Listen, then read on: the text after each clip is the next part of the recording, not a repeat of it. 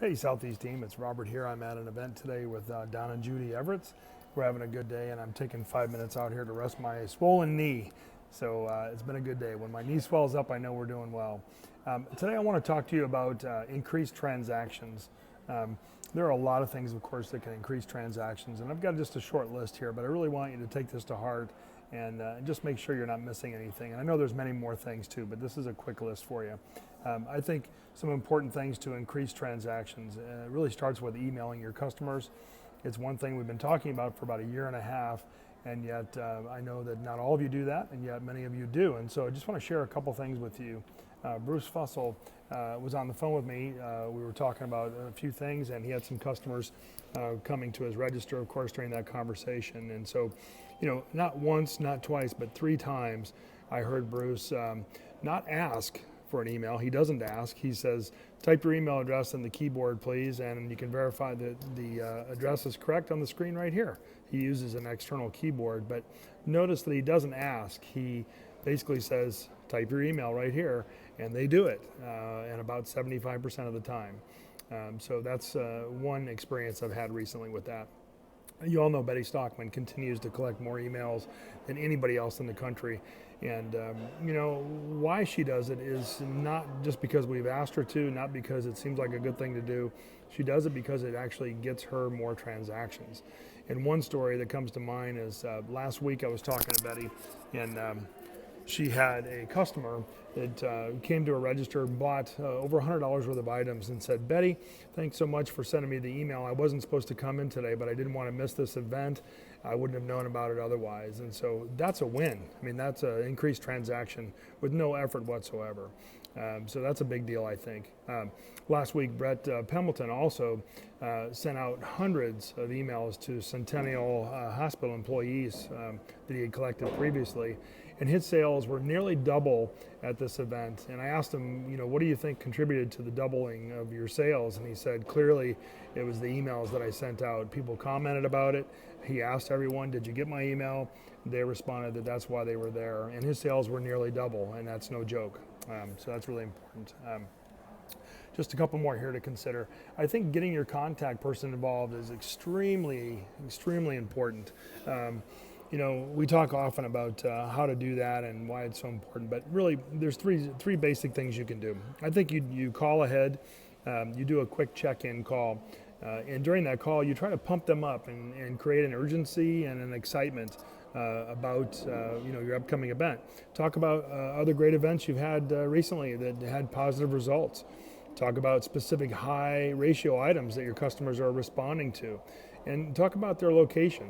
Say something like, we always love coming to XYZ hospital. Your staff makes us feel like family. You guys are our favorite event because your staff members are always excited to see us, et cetera, et cetera. Do anything to talk about the positives and get them excited. The second thing you can do during that call is to remind them of the importance in getting the word out prior to your event.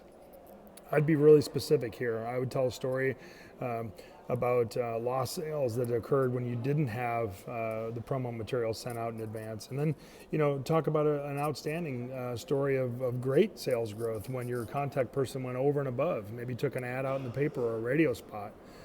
Show her some extremes, show that person what can happen if you really take another step further into this. And then lastly, leave the call or voicemail on a positive note. Say, can't wait to see you guys and work with you again. I'd love to hear about your grandbabies or whatever, personal touch you can add to that. It does make a difference. It's a call that they should expect, quite frankly. You're going to be working with them soon, and so you want to make sure that you're all on the same page. Just 3 more little bullet points here for you. The next step here, of course, is good signage the day of the event. This is an obvious one, but yet I think it's overlooked many times. I'll give you an example. Today I'm at this massive hospital, many different locations to come in and out of. Hard to find out where you're parking. I mean, it's a crazy place. When I came inside, though, Don Everett's had a whole bunch of different signage out, different locations, but he still wasn't satisfied with that. He said that they had moved him back about 70 yards further than where he used to be, and he knew this, and so he went out and he bought a 3 by 10 foot banner and asked me to hang it today over the railing above where everybody walked, and I hung it up. We feel it drew people in, and it was one more step that he took to really make sure that it was good signage on site. I'll try to send you a picture of that later today as well. All right, the next thing is the importance of your first 5 to 10 customers. This is extremely important. Your first 5 to 10 customers, I think, can really have a major impact on your sale and your overall sales for the day. Getting them excited, really talking up all the different products you have is really your messenger that's going to go out to all the other folks in that building. One thing I would do is I would certainly have a drawing, make sure they're their first ones in the basket, and put something out there that's worthwhile, something that they're going to go back and talk about to their friends. They can either tell a great story about your event and what you've got going on, or they can say nothing at all to your coworkers. So I think getting them pumped up is really important. And those first 5 to 10 people really are going to be your voice for the day. The last thing is really knowing your product. I could tell you story after story here, but Whitney, Betty Stockman's daughter, comes to mind first. I worked with her on several occasions, and I'll tell you what, Whitney would never let somebody go and buy an Easter book without dragging them over to the table and showing them the Cuddle Lamb blanket.